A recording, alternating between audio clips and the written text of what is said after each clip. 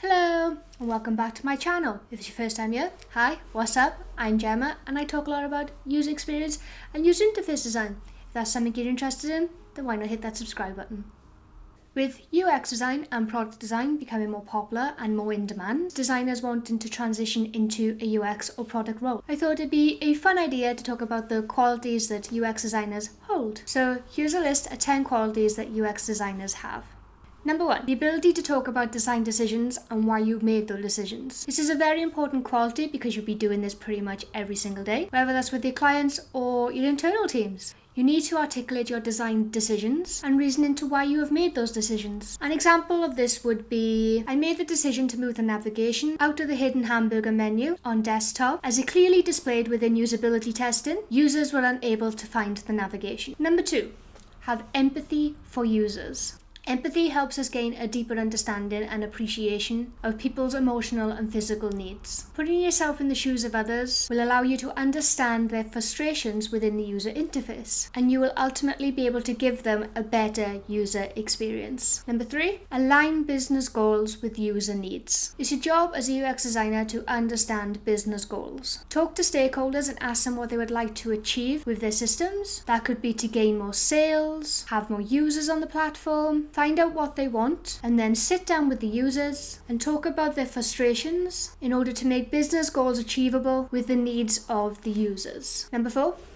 working with engineers. As a designer, it's a crucial part of your job to be able to work with the engineering team. You will need to be able to articulate your design decisions in a clear and constructive manner so they can understand the user's goals. This will give them enough information so they will be able to make decisions on how the product is developed and how the back-end system is structured. Number 5, question requirements. UX designers work off business requirements, and some of them, let's say, can be a little bit out there, and sometimes you may have a budget and a deadline to adhere to. It's a good idea to go through all the requirements and sort out what can and cannot be achieved in the time frame that has been allocated. This is what we call an MVP, a minimum viable product. This means what's the least amount of features that can be built to get the product to launch. After that, then you can concentrate on the bells and whistles later on in a phased release. Number 6, stand by design principles.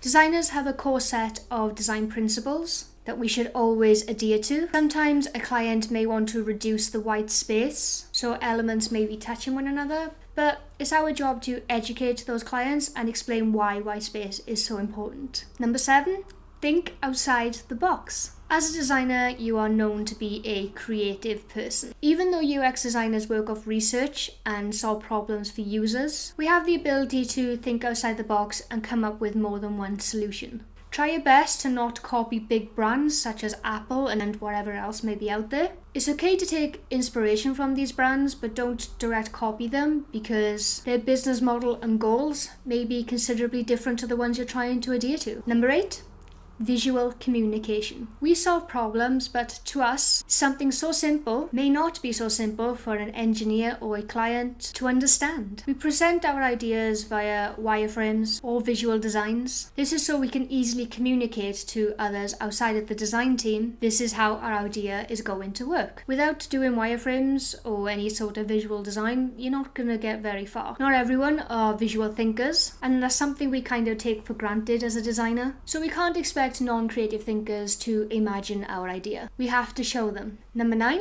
educate your stakeholders and clients. We need to remember that stakeholders and clients are not UX designers, and they do not live and breathe the same principles we do. They don't understand why we make the decisions that we make, so it's up to us to educate them and bring them onto our level so they understand why we do what we do. And number 10, the ability to prioritize. We as UX designers have a lot of work to do. When you take into consideration the research, defining the MVP, doing wireframes, having meetings, talking to clients, the list goes on. It can sometimes be overwhelming and you may start to wonder, where do you even start? But that's okay. Take a breath, compose yourself and write the list of priorities and get on with your day. And that's it. That's my list of 10 qualities a UX or product designer should have. I hope you enjoyed this video and gained some clarity about the qualities of a UX/product designer. And if you like this type of content, why not like and subscribe and get notified every time I upload a new video.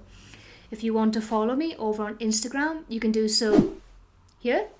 And until next time, bye.